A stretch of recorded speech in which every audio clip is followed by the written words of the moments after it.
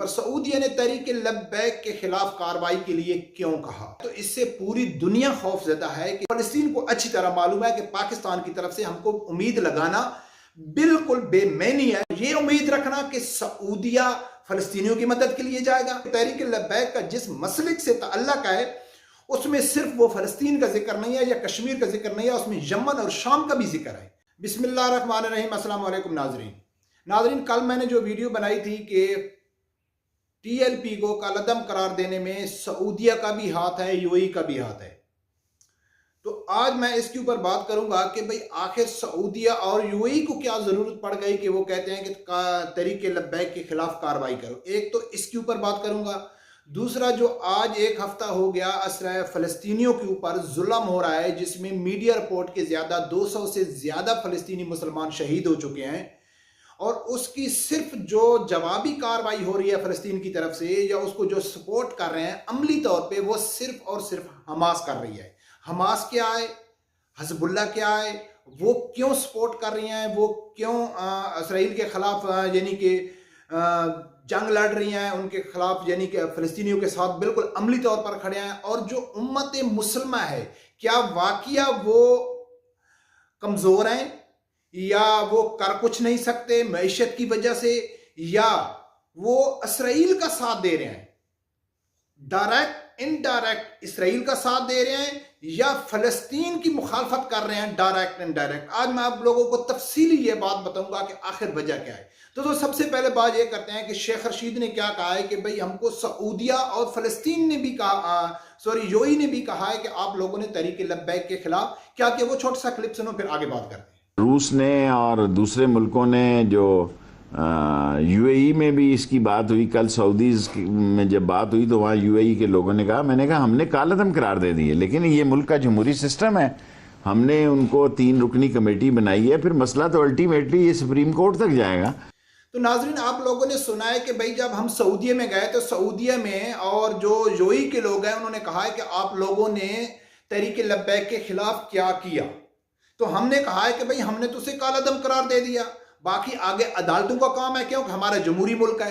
तो सोचने वाली ये बात है कि तहरीक लब्बैक ज़हरी सूरत से जो एहतजाज कर रही थी, तो वो तो फ्रांस के खिलाफ कर रही थी, फ्रांसीसी सफीर के खिलाफ कर रही थी। तो आखिर इसके पीछे UAE और सऊदीया क्यों?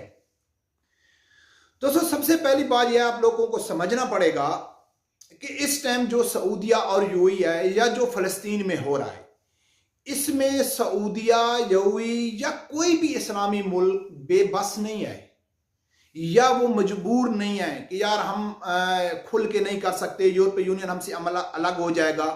ये मजबूर नहीं है। किसी की मदद करने के लिए मजबूर होना अलग बात है, और किसी की मुखालफत करना या खुल के उसकी हमायत करना वो एक अलग बात है। अभी हम बात करते हैं कि सऊदीया के ऊपर सऊदीया ने तहरीक लब्बैक के खिलाफ कार्रवाई के लिए क्यों कहा।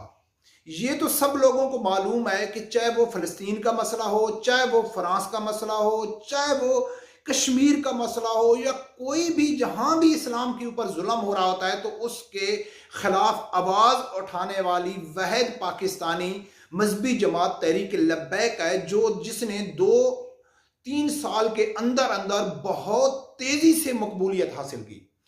और इसकी दूसरी जितनी मजहबी जमातें हैं उनसे ज्यादा इसकी अहमियत क्यों दी जा रही है कि ये सिर्फ मजहबी जमात नहीं है कि कोई मजहबी मसला हो कि चाहे मुसलमानों के ऊपर जुल्म हो तो ये आवाज उठाए। ये इसने बाकायदा इलेक्शन कमीशन में अपनी जमात रजिस्टर करा के इसने एक पॉलिटिकल प्रोसेस के तहत अपने आप को मनवाया है। तो इससे पूरी दुनिया खौफजदा है कि यार ये अगर कल को पाकिस्तान में हुकूमत बना लेंगे तो फिर पूरी दुनिया का नक्शा तब्दील हो जाएगा। इसलिए इस जमात को कंट्रोल करना बहुत जरूरी है। अभी बात करते हैं सऊदीया के ऊपर के पूरी दुनिया को मालूम है, पूरी उम्मत मुसलमान को मालूम है कि इस टाइम अगर फलस्तीन के खिलाफ कोई मजम्मत हो रही है तो वो हमास की तरफ से हो रही है। हमास एक सुन्नी मजहबी जमात है और हजबुल्ला एक शिया मजहबी जमात है।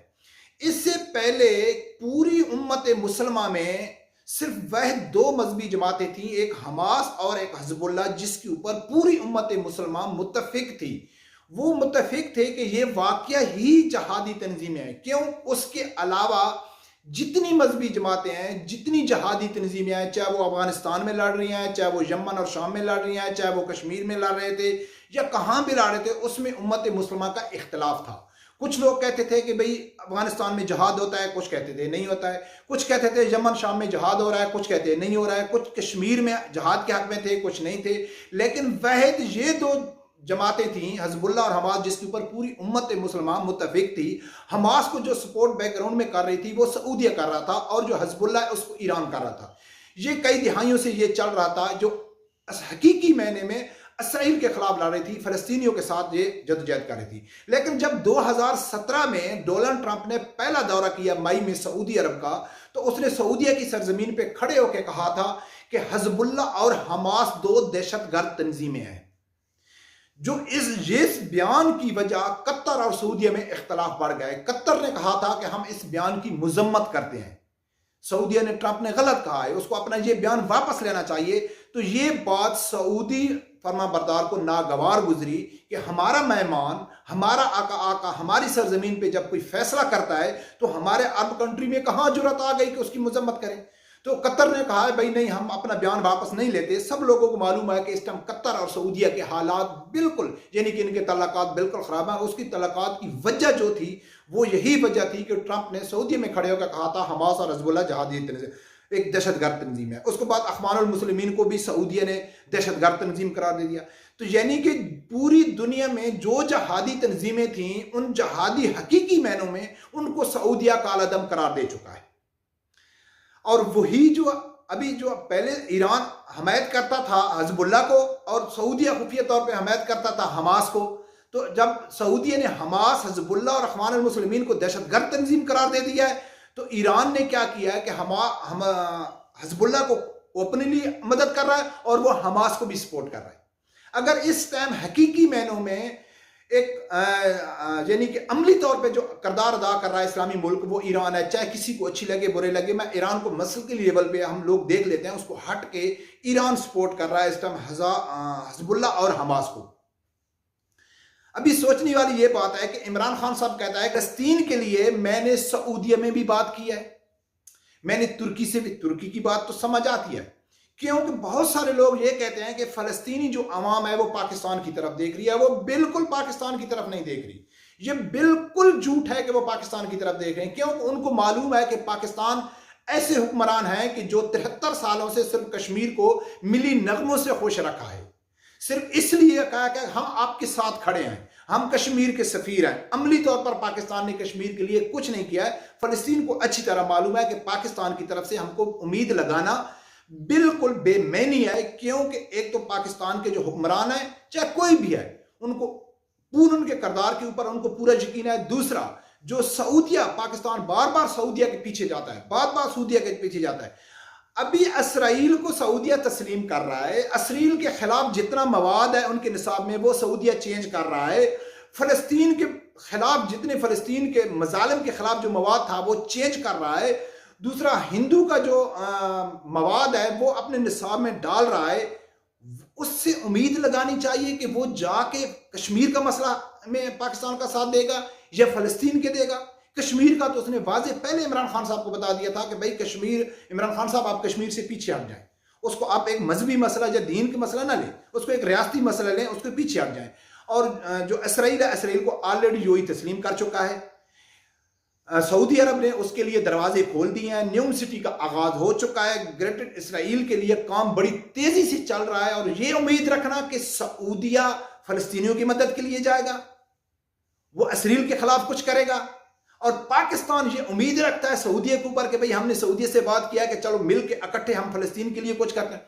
कुछ नहीं करते, कुछ भी नहीं करते, सवाए बयानात, सवाए मुजम्मत, सवाए हम आपके साथ खड़े हैं। इसके अलावा अमली तौर पर कुछ भी पाकिस्तान नहीं कर रहा है। बल्कि जो मैंने पहले जिक्र किया ना तहरीक लब्बैक के ऊपर पाबंदी का, तो भाई सऊदिया ने पाकिस्तान में के अंदर हर उस एलिमेंट को खत्म करना चाहते हैं कि जो फलस्तीन के लिए आवाज उठाएगा, जो कश्मीर के लिए आवाज उठाएगा, जो यमन और शाम के लिए आवाज उठाएगा। क्योंकि तहरीक लब्बैक का जिस मसलिक से ताल्लुक है उसमें सिर्फ वो फलस्तीन का जिक्र नहीं है या कश्मीर का जिक्र नहीं है, उसमें यमन और शाम का भी जिक्र है। यमन और शाम के मुसलमानों के लिए भी तहरीक लब्बैक आवाज उठाती है। और यमन और शाम में ये बर्बरियत कौन कर रहा है? सऊदीया कर रहा है, अमेरिका कर रहा है, इसराइल कर रहा है। तो ये पूरी टोटलो नाजरीन आवाम को धोखा दिया जा रहा है, पूरी उम्मत मुसलमान को धोखा दिया जा रहा है कि हम फलस्तीन के साथ हैं, हम फलस्तीन के साथ खड़े हैं, इस तरह साथ खड़े हैं जैसा कि कश्मीर के साथ खड़े थे। फलस्तीन के साथ अगर हकीकी मैनों में कोई उनका साथ दे रहा है तो वो हमास और हिजबुल्लाह दे रहा है, और उनको जो मदद कर रहा है वो ईरान कर रहा है, न तो पाकिस्तान कर रहा है, न कोई दूसरा इस्लामी मुल्क कर रहा है।